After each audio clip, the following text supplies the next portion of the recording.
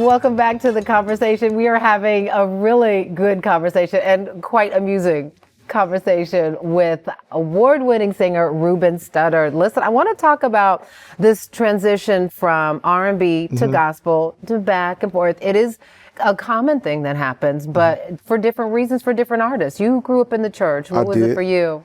I think, I love music, and gospel is my roots, and I never want to forsake my roots. You know what I mean? And I told you could tell Mr. Davis anything, but I asked Mr. Davis if it would be okay if I did a gospel album. And when we're talking about Davis, we do mean Clive Davis. Yes. Right. You don't tell Clive Davis what you're gonna do. As opposed to me doing a Christmas album. I wanted to do because we were all contractually obligated to have these holiday albums. And I said, well, instead of doing that, would you mind if I do a gospel album? Because honestly, most of my idols are gospel singers, like Fred Hammond, John P. Key, Marvin Winans. These are all people that really shaped the way I am as a singer. So for me to have an opportunity to kind of show them that, like, if it wasn't for you guys, I wouldn't be here. It really is. It was a way to pay homage. Yeah. And obviously he said yes, which paved the way for you to get to create some beautiful work that also top the charts. Yes, that had to feel good, not because you're doing it to top the charts, but because it's resonating, right? It felt good to just be recognized by people that you admire, you know, like to be asked to perform or be on songs with people that you grew up listening to and studying was just, amazing. To get a chance to work with Warren Campbell and, Mary and all these people that are just like, huge names in gospel was a really big deal for me. Yeah, I know something else that's a really big deal for you is family. Yes. And it's so cool to get to see you sort of in this space as a father, as a husband too. I love that you call your wife a masterpiece. Well, I mean, that's the truth. She is definitely a work of art, and not just in her aesthetics, but in the way that she takes care of us, treats us, responds to adversity, like all kinds of things that make up my wife's personality is a masterpiece to me. Yeah, and you all have been married for how long now? Almost 5 years. 5 years, two beautiful children. We're looking at baby girl Henry. Yes. And then Olivia, yes, the golden child, the son. The son. But it's very different, right? I mean, I know they're still little, but you already starting to see the differences in fathering a boy and having a little girl, being wrapped around a little girl's finger, right? Absolutely. I need to make sure I keep working so that anything she asks for, she can have. But my gosh. But Olivier is, he is my pride and joy. Like he makes me smile whenever I'm around him. He's always performing. He loves music, and this is something that I'm never going to push on him.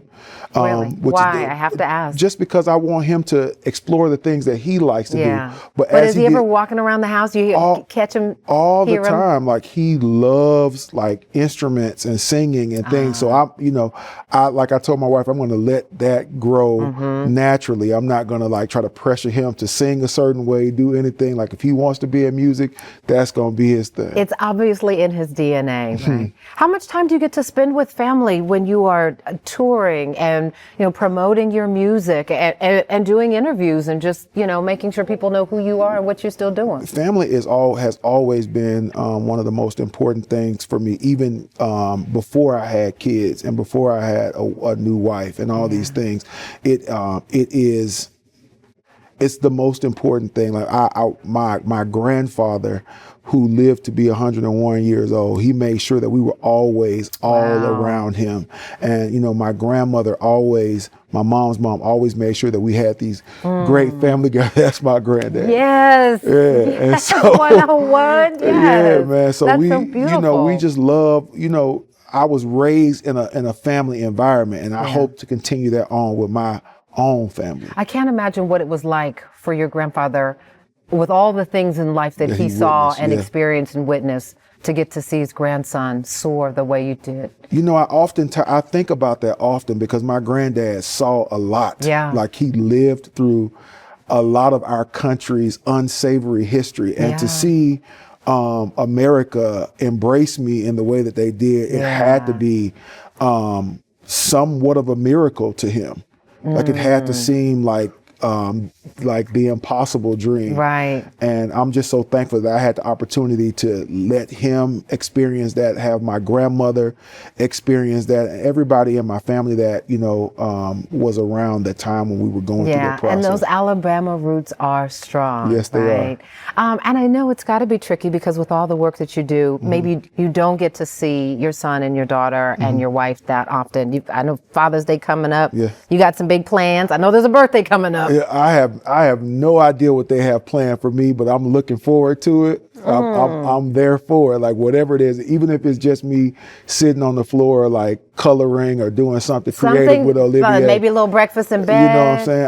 A brunch. A brunch. Okay, we're not doing. Listen, you just said it now. Not the breakfast in bed. Looking for a brunch. Me and my wife love a good brunch. Now that's our thing. That's so good. yeah. Well, listen, I've got something I want you to take a look at here and see if maybe this might give you a hint of what's coming. Okay.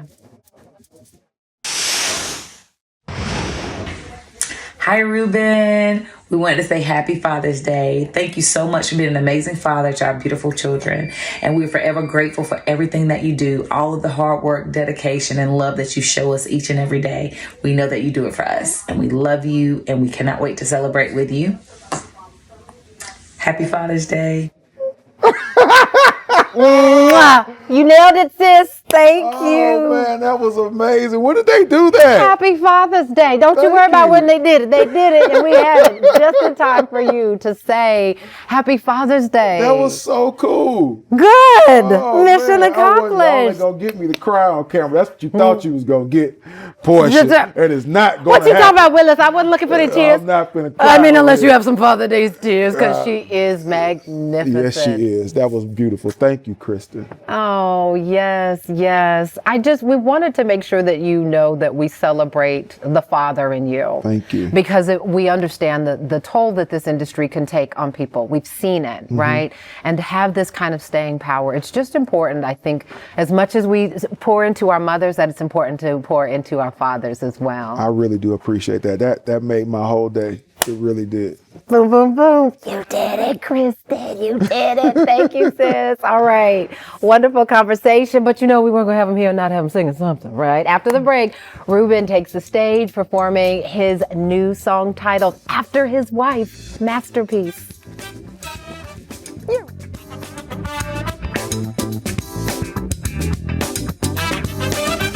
Hey there, Portia here. Listen. That was a good conversation, wasn't it? Want to see the rest of it? Just go to portiashow.com, scroll down until you see that particular episode. But listen, before you scroll on out of here, I need you to do me a favor, please. Like, comment, let us know what you thought of that episode, and subscribe. And if you already are a subscriber, we sure appreciate you. In the meantime, we'll be sure to see you on the next episode of Portia, and you can catch us weeknights on Fox Soul as well. Tell your friends. Tell them to like, comment, and subscribe. See you next time.